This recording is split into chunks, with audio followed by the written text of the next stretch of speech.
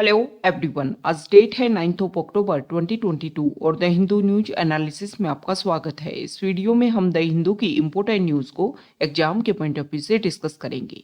नीचे description box में Telegram channel Volcano IAS Academy का लिंक दिया हुआ है। आप Telegram channel Volcano IAS Academy के साथ में जुड़ सकते हैं।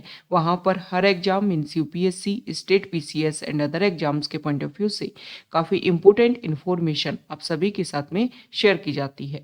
तो चलो स्टार्ट करते हैं। वीडियो को स्टार्ट करेंगे एक क्वेश्चन के साथ में, और आज आपका क्वेश्चन ये है कि पंपास ग्रासलैंड क्या है और ये कहाँ पर पाए जाते हैं, ये आपको कमेंट बॉक्स में बताना है। कल हमने आपसे क्वेश्चन पूछा था एडम्स ब्रिज को लेकर के।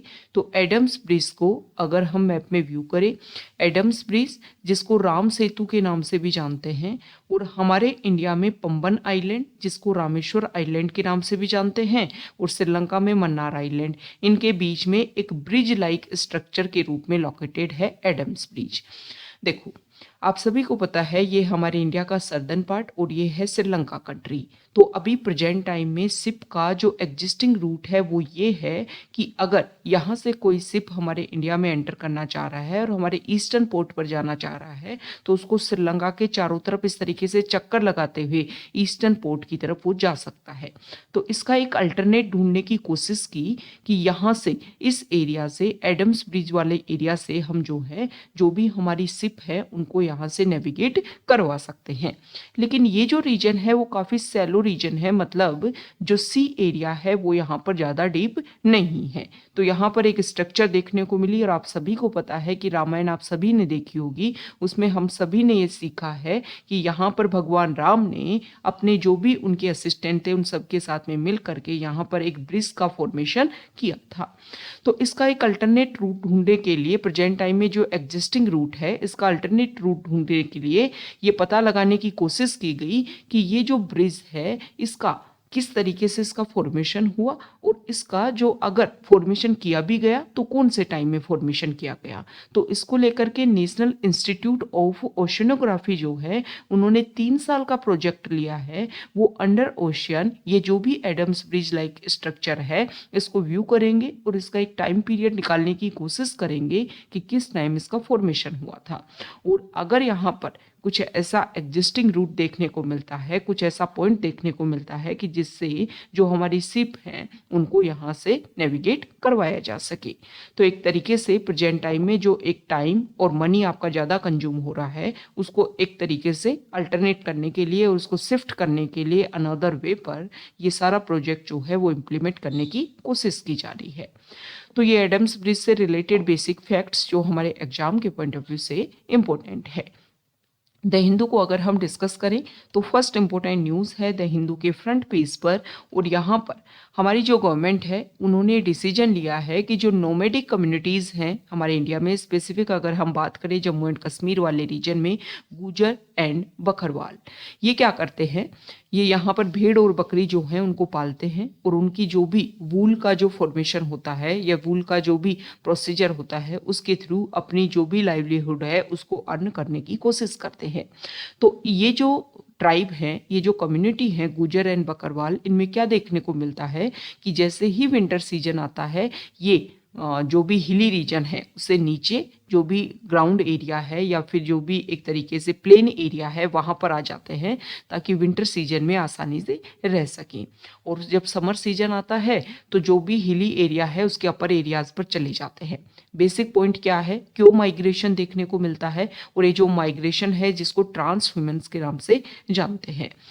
बेसिक प्रोविजन ये है कि ये जो भी एनिमल मतलब भेड़ और बकरी जिनको ये पालते हैं, जिनका रियरिंग ये प्रोसीजर करते हैं, उनके लिए पास्चर लैंड जो है वो ज़्यादा से ज़्यादा अवेलेबल हो सके, इसीलिए इनमें ये माइग्रेशन जो है वो देखने को मिलता है। तो ये जब ये माइग्रेशन होता है तो मैक्सिमम इनकी फैमिली जो है, क्योंकि हिली एरिया से आप ग्राउंड लेवल पर आ रहे हो, ग्राउंड लेवल से आप हिली एरिया पर जा रहे हो, तो काफ़ी ज़्यादा प्रॉब्लमेटिक इशू रहता था। इनके बहुत सारे जो एनिमल हैं उनको एक प्रॉब्लम क्रिएट होती थी, इनकी जो फैमिली है उनको प्रॉब्लम्स क्रिएट होती थी। तो यहाँ पर गवर्नमेंट ने डिसीजन लिया है कि टेक्नोलॉजी बेसिस पर इनका जो वे है उसको काफ़ी ईजी लेवल पर इम्प्लीमेंट करने की कोशिश की जाएगी। मतलब टेक्नोलॉजी सपोर्ट जो है वो उनको दिया जाएगा, और टेक्नोलॉजिकल जो सोल्यूशन है इसके अलावा ट्रांसपोर्ट सर्विसेज जो हैं वो इस साल से इनको ऑफर की जाएगी ताकि जो भी इनका प्रॉब्लम है, जो भी इशू देखने को मिलते हैं, उनको ख़त्म किया जा सके और सेफली जो है वो एक लंबे टाइम में, जो एक टाइम लंबे डिस्टेंस को ज़्यादा टाइम में कवर करते थे, उसको कम टाइम में ही कवर कर पाएंगे। यहाँ पर जो है ये बकरवाल जो कम्युनिटी है और जो गुज्जर कम्युनिटी है, इसको एक तरीके से जो शेड्यूल ट्राइब है उसमें 1991 में इंक्लूड किया गया, क्योंकि इनके अपग्रेडेशन के लिए ये सारी चीज़ें जरूरी थी। नेक्स्ट इंपॉर्टेंट आर्टिकल है, देखो महाराष्ट्र जो स्टेट है उसमें एक इम्पोर्टेंट इशू हुआ। वहाँ पर जो गवर्नमेंट थी उसमें फैक्शन देखने को मिला और कुछ वहाँ के लेजिस्लेटिव मेंबर्स जो हैं वो अदर पार्टी में उन्होंने अपने आप को रिप्रेजेंट किया एकनाथ शिंदे के साथ में, और उन्होंने ये क्लियरली बोला कि रियल शिवसेना जो है उसको हम रिप्रेजेंट करते हैं, मतलब जो भी शिवसेना की जो आइडियोलॉजी है उसको हम फॉलो करते हैं। दूसरी तरफ अगर हम देखें तो उद्धव ठाकरे और उनका जो ग्रुप है उन्होंने क्लेम किया कि रियल शिवसेना हम हैं। तो अभी क्या है, बाई इलेक्शन होने वाले हैं महाराष्ट्र स्टेट में, तो उन बाई इलेक्शन में ये दोनों जो पार्टीज हैं वो कौन किस सिंबल से अपना जो इलेक्शन है वो लड़ेंगी, किस सिंबल के साथ में अपना काम करेंगी, इसको लेकर के डिस्कशन किया जा रहा था। तो यहाँ पर इलेक्शन कमीशन ने प्रेजेंट टाइम में शिवसेना का जो सिंबल है उसको फ्रीज कर दिया है और ये बोला है कि दोनों ही फैक्शन को अपनी पार्टी का नेम और एक तरीके से जो भी अपना सिंबल है वो अवेयर करवाना है, ताकि जो बाई इलेक्शन है उसमें काम अपना कर सके और वो अपना रिप्रेजेंटेशन दे सके। क्योंकि देखो जो दोनों ही जो फैक्शन है उनसे ये इस चीज़ को लेकर के क्वेश्चन किया गया कि रियल शिवसेना कौन है, तो उनके द्वारा जो इस तरीके की जो प्रूफ है उसे क्लैरिफिकेशन किस तरीके से आप डिक्लेयर करोगे कि हाँ रियल शिवसेना को ये बिलोंग करते हैं। तो इलेक्शन कमीशन ने इसका अल्टरनेट रूट जो है वो निकाला है और जो रियल जो सिंबल था वो उसको फ्रीज कर दिया गया है। तो आप कमेंट बॉक्स में बताओगे कि शिवसेना का जो सिंबल है वो क्या था, मतलब सिंबल में जो है वो क्या यूज किया जाता था जो शिवसेना पार्टी को एक तरीके से रिप्रेजेंट करता था।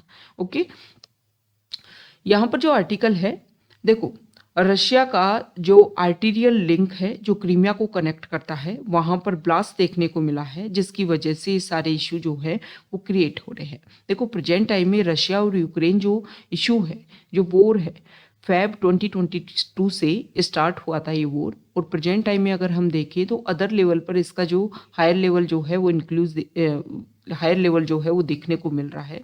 मतलब जिस इशू को लेकर के बार बार ये बात बोली जा रही है कि इस प्रॉब्लम को सॉल्यूशन होना चाहिए और नेगोशिएशन डिस्कशन जो भी जिस भी तरीके से ये जो वॉर है ये ख़त्म होना चाहिए, क्योंकि इसकी वजह से ना सिर्फ वहाँ का इंफ्रास्ट्रक्चर जो है वो एक तरीके से इफेक्ट हो रहा है, दूसरा अगर हम बात करें जो पॉपुलेशन है वहाँ की वो भी इसकी वजह से इफेक्ट हो रही है और वर्ल्ड लेवल पर भी इसका इफेक्ट देखने को मिल रहा है। आप देख लीजिए ना, हमारे इंडिया के बहुत सारे मेडिकल स्टूडेंट वहाँ से अपने एजुकेशन जो है कंप्लीट कर रहे थे स्पेसिफिक यूक्रेन से, और आप सभी को पता होगा कि ऑपरेशन गंगा जो है हमने लॉन्च किया ताकि वहाँ पर जो भी लोग हैं उन सभी को हम क्या कर सके, वहाँ से निकाल करके हमारे इंडिया में सेफली ला सके। तो इसकी वजह से हमारे इंडिया के जो स्टूडेंट्स हैं उनकी एजुकेशन काफ़ी ज़्यादा इफेक्ट हुई है। दूसरा अगर हम बात करें तो बहुत सारे इम्पोर्टेंट जो प्रोडक्शन है वहाँ से रशिया और यूक्रेन से देखने को मिलता, जिसकी वजह से वर्ल्ड लेवल पर काफ़ी ज़्यादा इफेक्ट देखने को मिला। गेहूं का जो प्रोडक्शन होता है वो वर्ल्ड लेवल पर सप्लाई नहीं हो पाया, जिसकी वजह से हमने देखा कि हमारे इंडिया ने भी काफ़ी ज़्यादा अपनी तरफ से एक्सपोर्ट करने की उसकी कोशिश की थी। नेक्स्ट इंपॉर्टेंट आर्टिकल है पेज नंबर 8 पर। तो यहाँ पर जो हमारे इंडियन एयरफोर्स के जो चीफ है उन्होंने एक इम्पोर्टेंट बात बोली है कि आईएएफ जो है वो जल्दी इस तरीके का एक नया सेट जो है वो क्रिएट करेगा जिसमें जो न्यू वेपन सिस्टम ब्रांच के रूप में वो काम करेगा। मतलब एक नई ब्रांच जो है वो ऑपरेट की जाएगी इंडियन एयरफोर्स के अंडर, और इसमें जो भी वेपन सिस्टम है उन सभी का यूनिफिकेशन जो है वो यहाँ पर देखा जाएगा। ये सारी बात air chief marshal V R. Chaudhary ने बात बोली है, और कब बोली है, एयरफोर्स डे के बेसिस पर। कल 8 अक्टूबर था और 8 अक्टूबर 1932 को 8 अक्टूबर 1932 को एयरफोर्स को एस्टेब्लिश किया गया था हमारे इंडिया में। आप सभी को पता है कि जो एयरफोर्स है 1932 मतलब हमारे ऊपर ब्रिटिशर्स का रूल था, तो एयरफोर्स को एस्टेब्लिश किया गया 8 अक्टूबर 1932, मतलब हमने 19th जो फाउंडेशन डे है एयरफोर्स डे का, वो हमने कल सेलिब्रेट किया है। यहाँ पर अगर अदर इम्पोर्टेंट फैक्ट्स की अगर हम बात करें एयरफोर्स को लेकर के, तो देखो जो एयरफोर्स है हमारे इंडिया में जिसका फॉर्मेशन किया गया 1932 में, उन्होंने सेकेंड वर्ल्ड वॉर में काफ़ी इंपॉर्टेंट रोल प्ले किया था। सेकेंड वर्ल्ड वॉर आप सभी को पता है 1939 से 1945 के बीच में लड़ा गया था।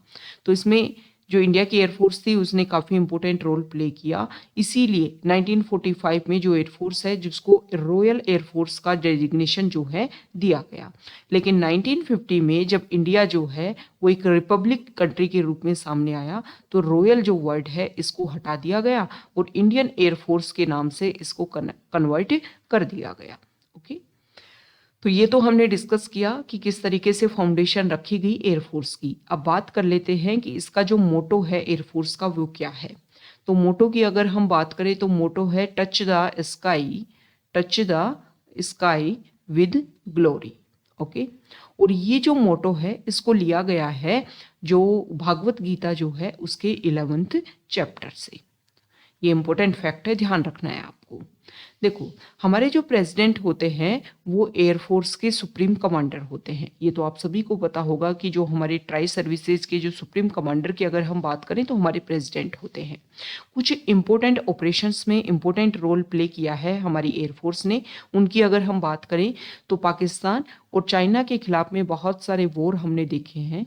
इनमें जो इंडियन एयरफोर्स है उन्होंने काफ़ी इंपॉर्टेंट रोल प्ले किया। इसके अलावा 1984 में ऑपरेशन मेघदूत लॉन्च किया गया था सियाचिन ग्लेशियर को कैप्चर करने के लिए, उसमें इंपॉर्टेंट रोल प्ले किया। बात अगर हम करें नेचुरल कैलेमिटीज़ की, तो नेचुरल जो कैलेमिटीज़ हैं जैसे कि गुजरात साइक्लोन, इसके अलावा 2004 में सुनामी, इन सभी में इंडियन एयरफोर्स ने इंपॉर्टेंट रोल प्ले किया। इसके अलावा यूनाइटेड नेशन के जो पीस कीपिंग मिशन है उनमें भी काफ़ी इंपॉर्टेंट रोल प्ले किया गया है हमारे इंडियन एयरफोर्स के द्वारा। तो ये इंपॉर्टेंट फैक्ट है, आपको पता होना चाहिए कि हमारी एयरफोर्स ने कहाँ पर अपना इंपॉर्टेंट कंट्रीब्यूशन आज तक दिया है। नेक्स्ट इंपॉर्टेंट आर्टिकल है यहाँ पर। देखो आप सभी को पता है कि जो पहले बैलेट पेपर सिस्टम होता था उसको रिप्लेस करके हम ईवीएम सिस्टम लेकर के आए। ईवीएम सिस्टम क्या होता है? Electronic voting system. Okay, electronic voting machine. इसमें क्या होता है कि इस तरीके की मशीन होती है, आप सभी को पता होगा कि यहाँ पर जो है उन कैंडिडेट्स के नेम, उनके सामने जो है वो प्रेसिंग बटन होता है, इसके थ्रू इलेक्ट्रॉनिक तरीके से आप अपना वोट को कास्ट कर सकते हो।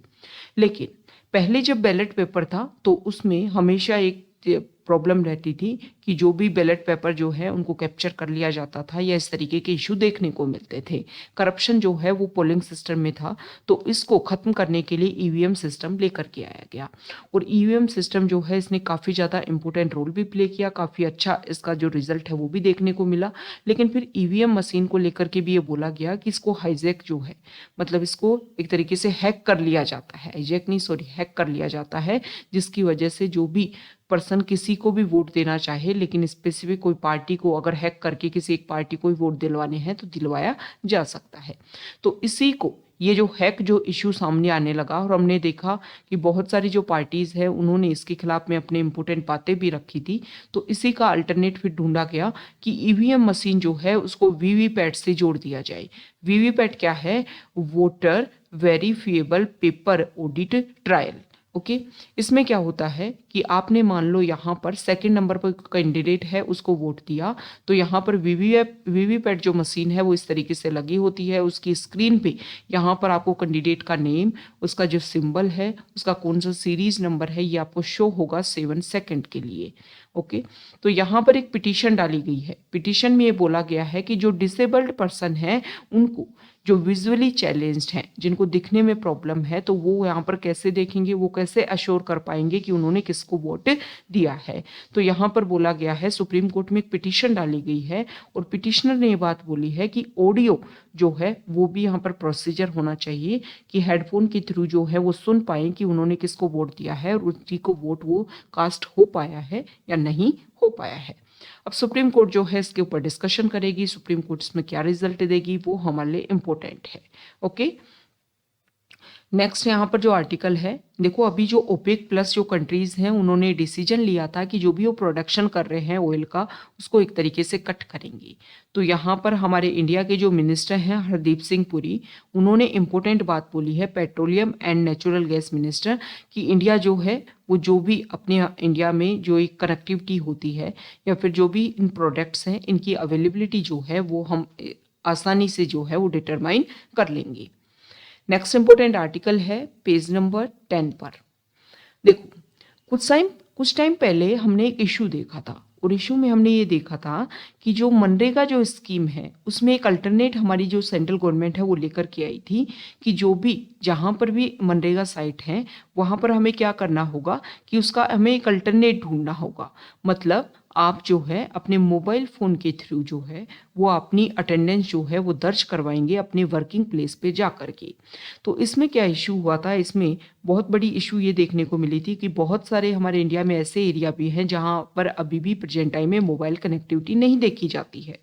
तो इसके लिए देखो गवर्नमेंट जो है वो प्रयास कर रही है कि जल्द ही हम इस तरीके का अल्टरनेट लेकर के आएँ कि without mobile connectivity, without internet connectivity भी आप अपना जो भी लोकेशन है उसको अपलोड करो और जैसे ही मोबाइल कनेक्टिविटी एरिया वाले एरिया में आप जाओ तो वहाँ पर जो भी आपने जिस टाइम आपने अपलोड किया था वो रियल टाइम बेसिस पर वो अपलोड हो जाए। ओके, तो इस आर्टिकल को लेकर के यहाँ पर बताया गया है कि मनरेगा में जो नई स्कीम लॉन्च की गई थी, जो अटेंडेंस ऐप के थ्रू जो प्रोसीजर लॉन्च करने की कोशिश की गई थी, इसमें कुछ डाटा सामने आए हैं और इसमें बताया गया है कि 5 महीने हो गए हैं यूनियन गवर्नमेंट ने ये ऑर्डर दिया था कि Mahatma Gandhi national rural employment guarantee scheme में government mobile application national mobile monitoring system के थ्रू जो है जो वर्किंग साइट्स हैं वहाँ पर अगर 20 से ज़्यादा लोग काम कर रहे हैं, 20 या 20 से ज़्यादा लोग, तो उनका ऑनलाइन रजिस्ट्रेशन होगा और डेली बेसिस पर वो अपनी जो भी अपनी जो अटेंडेंस है वो इस एप्लीकेशन के थ्रू जो है अपलोड की जाएगी। तो यहाँ पर कुछ स्टेट्स के डाटा आए हैं कि कुछ स्टेट्स ने इसमें काफ़ी अच्छा अपना रोल प्ले किया है, जैसे कि आसाम 93%, ओडिशा 92%, तमिलनाडु 93%, कर्नाटका, केरला, त्रिपुरा, उत्तराखंड एंड पुदुचेरी यूटी और 99% यहाँ पर जो है काम देखने को मिला है कि ऑनलाइन अटेंडेंस देखने को मिली है। लेकिन कुछ स्टेट ऐसे भी हैं जहाँ पर काफ़ी लोअर लेवल पर इसका इम्प्लीकेशन देखने को मिला है, जिसमें बात अगर हम करें तो बात आती है यूपी की और बिहार की, जहाँ पर काफ़ी डिक्रीज लेवल पर देखने को मिला है। ओके, तो इस आर्टिकल में देखो ये बताया गया है कि ये जो भी है कि गवर्नमेंट का ये इनिशिएटिव था और इसके ऊपर एक तरीके से एप्लीकेबल होना ही चाहिए था, एक अच्छा रोल प्ले करेगा, इससे एक जो ट्रांसपेरेंसी है वो आएगी, जो भी एक तरीके से करप्शन है वो काफ़ी ज़्यादा डिक्रीज होगा, जो भी पर्सन है जिन्होंने काम किया है उन्हीं को यहाँ पर जो है वो इसका रिजल्ट देखने को मिलेगा। नेक्स्ट इंपॉर्टेंट आर्टिकल है, हाँ देखो ये मनरेगा जो स्कीम है ना, इसमें एक इशू ये भी है कि मैक्सिमम क्या देखने को मिलता है कि विमेन जो है उसमें पार्टिसिपेट करती हैं और विमेन के पास में एंड्रॉयड फ़ोन होना एक काफ़ी ज़्यादा प्रॉब्लमेटिक इशू है। मतलब काफ़ी ज़्यादा मुश्किल काम है, हार्ड काम है कि उनके पास में एंड्रॉयड फ़ोन। दूसरा इसमें एक इशू भी ये भी है कि जो विमेन हैं मनरेगा में मैक्सिमम वो देखने को मिलती हैं जिनकी लाइवलीहुड जो है वो काफ़ी ज़्यादा कम है। तो अगर उनके ऊपर इस तरीके का बर्डन जो है वो क्रिएट किया जाएगा तो काफ़ी ज़्यादा इशू क्रिएट हो सकते हैं। तो इसका अल्टरनेट गवर्नमेंट जो है वो इस तरीके से रखे कि जो भी वर्किंग साइट है उन पर इस तरीके की एक इंफ्रास्ट्रक्चर स्मॉल लेवल पर एक ऐसा इंफ्रास्ट्रक्चर, एक स्मॉल लेवल पर ऐसी मशीन जो है वो तैयार करवाई जा सकती है जिसमें ऑनलाइन जो है वो जो भी मेंबर्स वहाँ पर वर्क कर रहे हैं उनका ऑनलाइन वहाँ पर अटेंडेंस देखने को मिले, ताकि जो भी पर्सन जो है वो यहाँ पर इंक्लूड है मनरेगा स्कीम में उनके ऊपर एक फाइनेंशियल बर्डन जो है वो क्रिएट ना हो। नेक्स्ट इंपॉर्टेंट आर्टिकल है, देखो यहाँ पर इंडिया और बांग्लादेश का जो रीजन है वहाँ पर बॉर्डर एरियाज पे, तो यहाँ पर बताया गया है बॉर्डर सिक्योरिटी फोर्स जो है उन्होंने बताया, आप सभी को पता है कि इंडिया और बांग्लादेश और इंडिया पाकिस्तान की जो बॉर्डर है उसको सिक्योर करने का काम करता है बॉर्डर सिक्योरिटी फोर्स। ओके, तो यहाँ पर उन्होंने बताया है कि कुछ टाइम में अगर हम देखें तो काफ़ी ज़्यादा इशू देखने को मिले हैं हमारे बॉर्डर एरियाज़ में। बांग्लादेश से बहुत सारे लोग जो हैं वो गलत तरीके से इंडिया में एंटर करने की कोशिश करते हैं, तो काफ़ी ज़्यादा लोगों को वापस जो है वो बांग्लादेश रिटर्न यहाँ पर किया गया है। नेक्स्ट इंपॉर्टेंट आर्टिकल है साइंस पेज पर, और यहाँ पर जो फर्स्ट आर्टिकल है चंद्रयान 2 को लेकर के, कि चंद्रयान 2 जो है उन्होंने मून की जो सरफेस है उसमें सोडियम कंटेंट को लेकर के बात रखी है। Scientist from Indian space research organisation have mapped out the global distribution of sodium on the moon surface. उन्होंने क्लास इंस्ट्रूमेंट मतलब Chandrayaan 2 large area soft X ray spectrometer इसका यूज किया है। ओके, दूसरा यहाँ पर अलग जो इम्पोर्टेंट फैक्ट है वो ये है कि इससे पहले भी जो मून मिशन जैसे कि अपोलो 11, लूना, चैंग-ई 5 ये जो हैं उन्होंने रॉक सैंपल जो है वो वहाँ पर से लेकर के आए हैं कि मून का जो फॉर्मेशन है वो किस तरीके से देखने को मिला है। यहाँ पर जो एक इम्पोर्टेंट न्यूज़ है इसमें ये बताया गया है कि पूरे वर्ल्ड में जितनी भी स्पीसीज वाइल्ड लाइफ स्पीसीज जो है इनका एक्सटिंक्शन देखने को मिल रहा है उसमें सबसे ज़्यादा जो रेट है वो ऑस्ट्रेलिया में है। तो ऑस्ट्रेलिया ने एक नया डिसीजन लिया है कि 2030 तक वो एरिया ऐसा डेवलप करेंगे कि ज़्यादा से ज़्यादा जो स्पीसीज हैं उनकी संख्या को इंक्रीज किया जा सके। नेक्स्ट यहाँ पर जो आर्टिकल है वो हीट वेव्स को लेकर के है। तो देखो हीट वेव जो है स्पेसिफिक हमारे इंडिया में सेंट्रल और नॉर्थ वेस्ट जो इंडिया है इसके अलावा कोस्टल एरिया में भी मतलब आंध्र प्रदेश और उड़ीसा में देखने को मिलती है। और हीट वेव जो है इसका बेसिक रीजन है एटमॉस्फेरिक सर्कुलेशन, जैसे कि high pressure area, upper tropospheric streams, इन सभी की वजह से हीट वेव जो है वो क्रिएट होती हैं। तो यहाँ पर ये बताया गया है कि हम अर्ली डिटेक्शन सिस्टम जो है उसके ऊपर फोकस कर रहे हैं और अलग अलग लेवल पर जो हमारे डिपार्टमेंट हैं उनमें एक कनेक्टिविटी और कोलैबोरेशन कर रहे हैं ताकि इस तरीके का जो इशू अगर देखने को मिले तो उसको हम सोल्व कर सकें। ओके, नेक्स्ट यहाँ पर जो आर्टिकल है देखिए FAQ पेज पर। तो देखो इस आर्टिकल में अभी प्रेजेंट टाइम में आप सभी को पता है कि नोबेल प्राइज मिले हैं। तो यहाँ पर किन किन स्ट्रीम में किस किस को नोबेल प्राइज मिला है उसी के बारे में यहाँ पर बताया हुआ है। तो आप सभी को पता है कि जो यहाँ देखिए मेडिसिन जो एरिया है उसमें जो क्या मिला है नोबेल प्राइज जो मिला है उन पर्सन का नेम है, उन साइंटिस्ट का नेम है स्वांते पापू, स्वीडिश जेनेटिसिस्ट हैं और इन्होंने एक तरीके से फोकस किया है कि हमारा ह्यूमन इवोल्यूशन जो है वो किस तरीके से देखने को मिला। फिजिक्स का जो नोबेल है वो 3 जो हमारे साइंटिस्ट हैं उनको एक साथ में कोलैबोरेशन के साथ में मिला है। और उन्होंने यहाँ पर अगर हम बात करें तो जो 3 लॉरेट हैं उन्होंने ground breaking experiment using entangled photons clear the way for new technology based on quantum information. Quantum information का यूज़ करते हुए उन्होंने जो है वो काम किया है। और इसका जो एप्लीकेशन है मतलब ये जो आर्टिकल्स है ना इनमें एक तरीके से ये बताया गया है कि इनका क्या एप्लीकेशन होगा। अब ये फिजिक्स में जो भी उन्होंने रिसर्च किया है इसका application computer, crypted communication and secure networks को बनाने के लिए इसका यूज़ किया जा सकता है। नेक्स्ट यहाँ पर बात की गई है केमिस्ट्री की। तो केमिस्ट्री जो है वो इन्होंने फोकस किया है क्लिक केमिस्ट्री के ऊपर, मतलब एक तरीके से ग्रीन केमिस्ट्री के ऊपर। ओके, तो क्लिक केमिस्ट्री क्या है? एक big part of what chemist do is making new molecules which is as much an art as it is science. तो यहाँ पर बताया गया है कि मॉलिक्यूल कुछ जो हैं वो इस तरीके से प्रिपेयर किया जाए ताकि जो भी हमारे प्रॉब्लमेटिक इशू हैं उन सभी को हम सोल्व कर सकें। जैसे कि यहाँ पर बताया गया है कि टाइम से पहले अगर हम बात करें तो नाइट्रोजन जो है वो काफ़ी अबेंडेंस में हमारे एटमॉस्फेयर में प्रेजेंट है, लेकिन हमें रिसर्च से पता चला कि जो प्लांट है वो डायरेक्ट नाइट्रोजन को कंज्यूम नहीं करते हैं। मतलब प्लांट जो है वो इस तरीके से कन्वर्ट करने की कोशिश करते हैं। हमारी जो सॉइल है, हमारा जो एयर है उसमें कुछ इस तरीके के इंपोर्टेंट बैक्टीरिया जो हैं वो पाए जाते हैं जो नाइट्रोजन को कन्वर्ट करते हैं अदर प्रोडक्ट में और उनको फिर जो है वो प्लांट्स के द्वारा कंज्यूम किया जाता है। तो ये सारी चीज़ें हमें रिसर्च से पता चली। तो इसी तरीके से यहाँ पर कुछ नए मॉलिक्यूल जो हैं जनरेट करने की बात की जा रही है केमिस्ट्री के इस रिसर्च में, ताकि एक तरीके से अल्टरनेट यूज किया जा सके। नेक्स्ट यहाँ पर कुछ इंपॉर्टेंट पर्सनैलिटीज़ को लेकर के भी इंपॉर्टेंट आर्टिकल आते हैं जिसमें बताया गया है कि देखो यहाँ पर अगर हम बात करें तो पीस में जो है वो प्राइज जो है वो दिया गया है। आप सभी को पता है कि बेलारूस, यूक्रेन और रशिया से जो ऑर्गेनाइजेशन है उनको, और बेलारूस से एक एक्टिविस्ट जो है उनको ये पीस प्राइज दिया गया है। 1996 में Belarus was in the midst of A series of street protest. एलेस Bialystsky, a young activist who started campaigning for human rights during the Soviet days, formed Vyasna 1996 with the aim of helping arrested protesters and their families. तो इन्होंने इस तरीके से अपना काम start किया था और इसीलिए इनको जो है वो नोबेल पीस प्राइज में इंक्लूड किया गया है. नेक्स्ट यहाँ पर ये है कि लिटरेचर में जिनको नोबेल प्राइज मिला है तो एनी अर्नोक्स हैं, जिनको एक तरीके से beat gender, class, female behaviour और desire. The French author who won this year Nobel Literature Prize pursue her favorite themes as if she is seeking the truth. मतलब उन्होंने जो भी एक्सपीरियंस किया उनको अपने नॉवल में अपने रिटन तरीके से उसको लिखा.